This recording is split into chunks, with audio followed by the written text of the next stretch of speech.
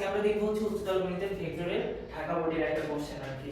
এখানে কি আছে, a ভেক্টর দেওয়া আছে, b ভেক্টর দেওয়া আছে আর c ভেক্টর আর d ভেক্টর দেওয়া আছে।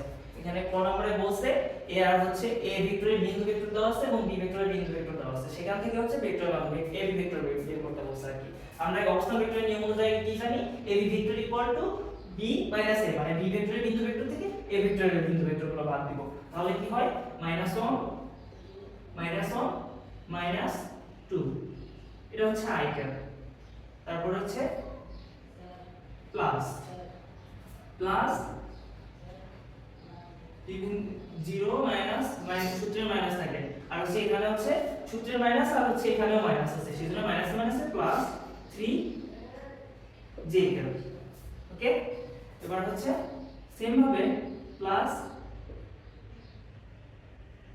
4 মাইনাস 1, এটাকে আমরা কি k ভেক্টর, বুঝতে পারছো? মানে হচ্ছে b ভেক্টরের বিন্দুগুলো থেকে মানে a ভেক্টরের বিন্দুগুলো মাইনাস করে দিয়ে আর প্রথমটা i ক্যাপ হবে, দ্বিতীয়টা j ক্যাপ হবে, তৃতীয়টা k ক্যাপ হবে, বুঝতে পারছো? তাহলে এখানে কি করব, -3i plus 3j plus 3k vector, এটাই आंसर। অর্থাৎ ab vector equal to ab vector equal to 3i plus 3j plus 3k, ওইটা মাইনাস, কে, এটাই आंसर। এখন হচ্ছে খ নম্বরে কি বলছে, b ও c এর মধ্যবর্তী কোণ 45 ডিগ্রি হলে p এর মান কত হবে? b ও c ভেক্টর, দুটো ভেক্টরের মধ্যবর্তী কোণ দেওয়া আছে থিটা ইকুয়াল টু দেওয়া আছে 45 ডিগ্রি, বুঝতে পারছো? তাহলে কি বলছে, b ও c এর মধ্যবর্তী কোণ 45 ডিগ্রি হলে p এর মান নির্ণয় করতে বলছে। তাহলে এবার আমরা p এর মান নির্ণয় করব। ওকে, আগে b ও c এর মান লিখে নেব। খ নাম্বার দেওয়া আছে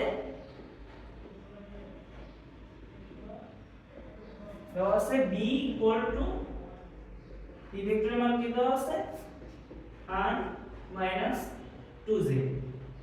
ওকে, c ইকুয়াল টু দেওয়া আছে i plus p plus 2k। Okay, b আর c দেওয়া আছে। আমরা কি, যদি কোনো কোণ দেওয়া থাকে সবার আগে কি নেব, আমরা ডট গুণটা নেব, এই জন্য এতে সহজ হবে মানটা বের করতে। তো আমরা ডট গুণ কি জানি, b dot c vector equal to, আমরা জানি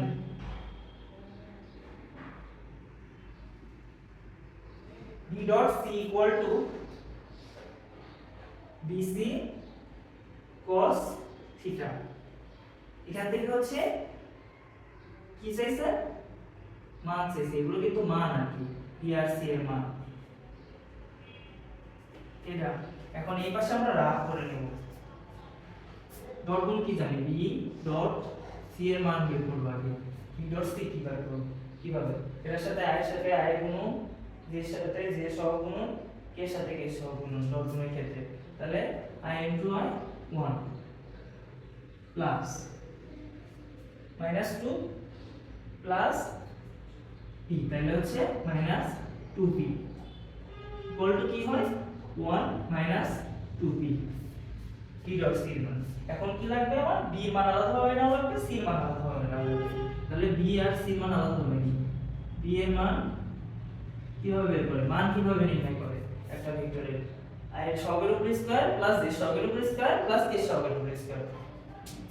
তাহলে i এর সহগ কত দেওয়া আছে, b তে 1 এর উপর স্কয়ার প্লাস -2 আছে j সহগের উপর স্কয়ার, তাহলে কত হয় √5। c এর মান কিভাবে নির্ণয় করব, সেম ভাবে c এর মান নির্ণয় করব আমরা, 1 এর উপর স্কয়ার প্লাস p এর উপর স্কয়ার প্লাস 2 এর উপর স্কয়ার।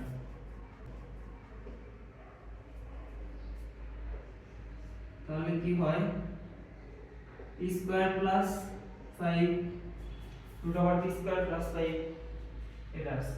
ঠিক আছে, এখন আমরা এখানে সবগুলা মান বসাবো। আর থিটা তো আমরা জানি, থিটা ইকুয়াল টু কত, 45 ডিগ্রি আছে।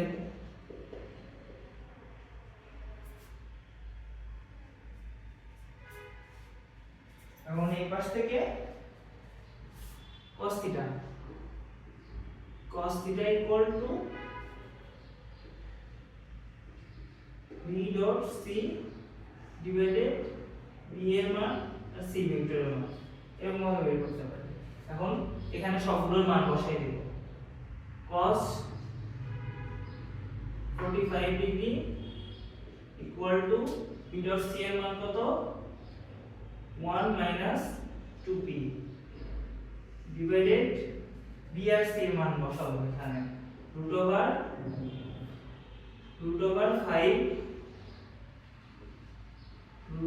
5 c এর মান root over p square plus 5। ওকে, এখন এই পাশে cos 45 ডিগ্রি মান আমরা কত জানি 1 divided root over 2 দেখা যায়। হ্যাঁ দেখা যাচ্ছে। আচ্ছা ঠিক আছে, আমরা উপরে লিখতেছি, এইটুকু প্রশ্নটুকু মুছে দিলাম। হ্যাঁ, প্রশ্নটুকু মুছে দিয়ে আমরা উপরে লিখি।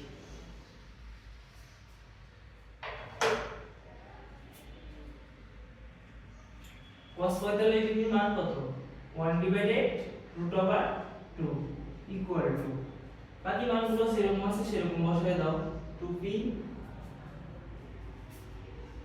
root over 5 dot root over b square plus 5। এখন কি করব, এখন আমরা উভয় পাশে বর্গ করে দেব। তাহলে বর্গ করলে কি আসে 1 divided 2 equal to 1 minus 2p উপরে স্কয়ার ডিভাইডেড এখানে কি থাকে 5, এখানে থাকে p স্কয়ার প্লাস 5। উভয় পাশে যদি আমরা বর্গ করি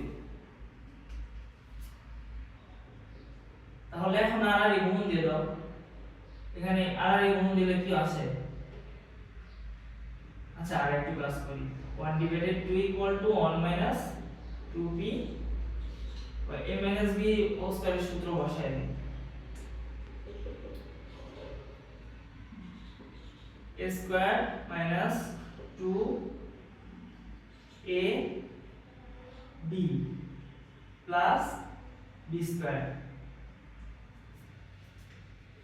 সরি এটা হচ্ছে 2ab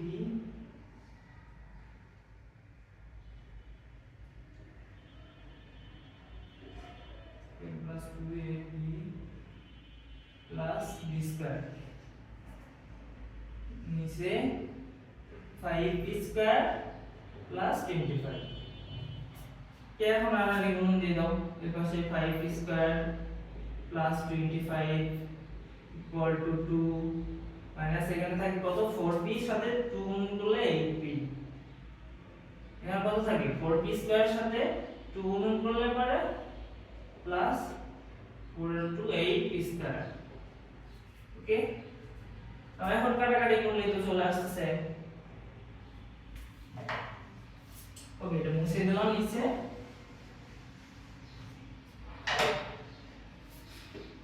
এখন কাটাকাটি সবগুলো এক পাশে নিয়ে আসো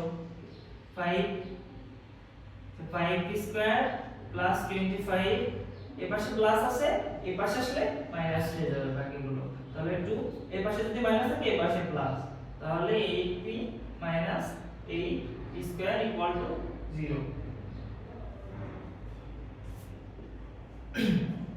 5p square থেকে minus 8p square দিলে কি থাকে minus 3p square। 25 থেকে 2 বাদ দিলে কত থাকে প্লাস 23। 8p থেকে মানে হচ্ছে আর কোনো কিছু বাদ আছে এটা যেরকম আছে সেরকমই লিখবা 8 equal to 0 বা ওর মাইনাস দিয়ে গুণ করে দাও 3p square minus 8p minus 23 equal to 0। এখন দেখবা এটা মিডল টার্ম হয় কিনা। এখানে কি মিডল টার্ম হয় না, মিডল টার্ম হয় না। তাহলে আমরা কিভাবে একটা জিনিসের মান বের করব, ধরো একটা সমীকরণ দেওয়া আছে, সেই সমীকরণ থেকে আমরা কিভাবে সেটার মান নির্ণয় করতে পারবো যদি মিডল টার্ম না করা যায়। তখন আমরা কি করব, আমরা হচ্ছে 9 এ পড়ে আসছে নিশ্চয়কের সূত্র ব্যবহার করে আমরা সেটার মান বের করতে পারবো। তাহলে এখানে হচ্ছে x by c এর দ্বিঘাত সমীকরণের সাথে তুলনা করি।